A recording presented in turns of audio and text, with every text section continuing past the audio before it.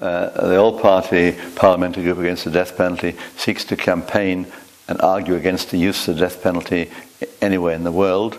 We think it's an international human rights issue, so we're quite keen to use whatever chances we have to talk in other countries and enter into a dialogue with them. The UK has traditionally been opposed to the death penalty. We are, after all, members of the EU and the Council of Europe, and that requires abolition of the death penalty for all member states.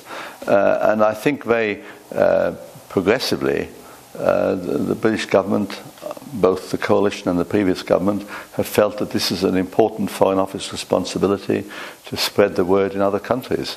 So we're ahead of many others, but we collaborate with other EU countries in order to achieve the end.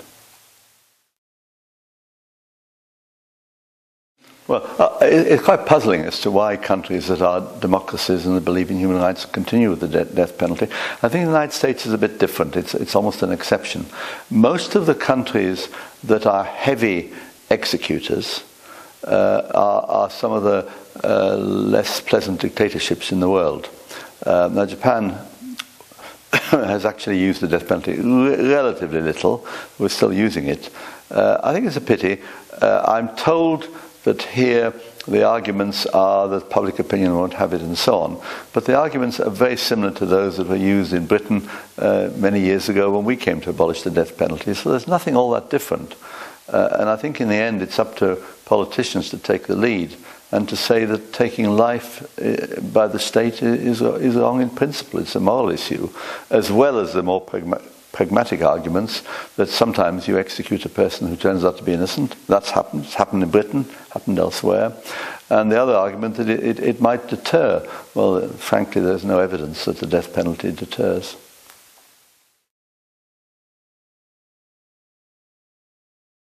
Well, obviously it's something that we've considered.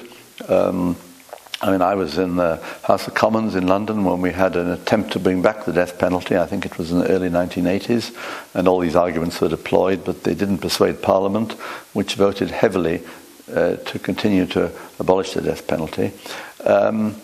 Well, people think that it might deter, but frankly, all the studies that have been carried out, including in the United States, say the death penalty doesn't deter.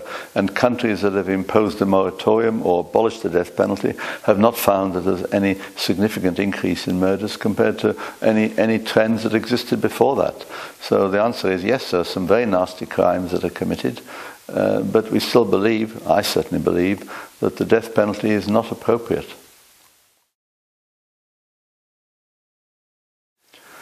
Well, I think it's a difficult argument, and it's an important question. First of all, in Britain, as well as in other countries that have abolished the death penalty, public opinion probably still favours the death penalty.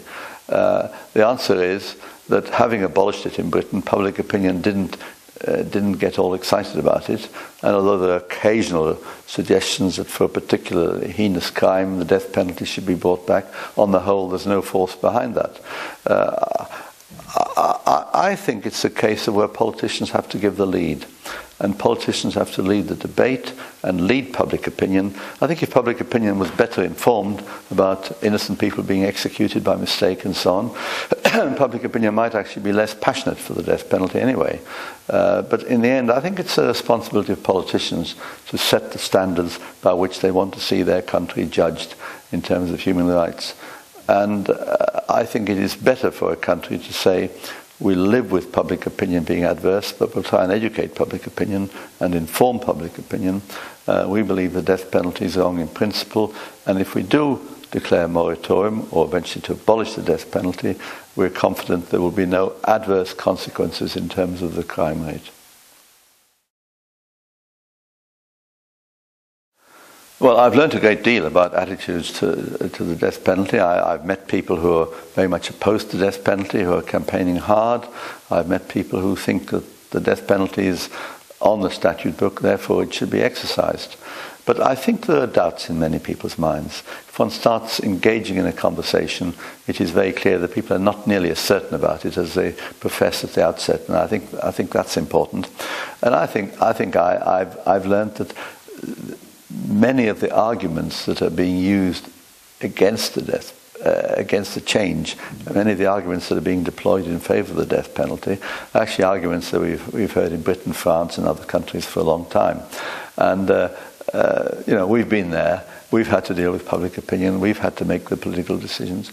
The only regret is that the political voices in Parliament in Japan are not as vocal on this issue as perhaps I would hope they would be.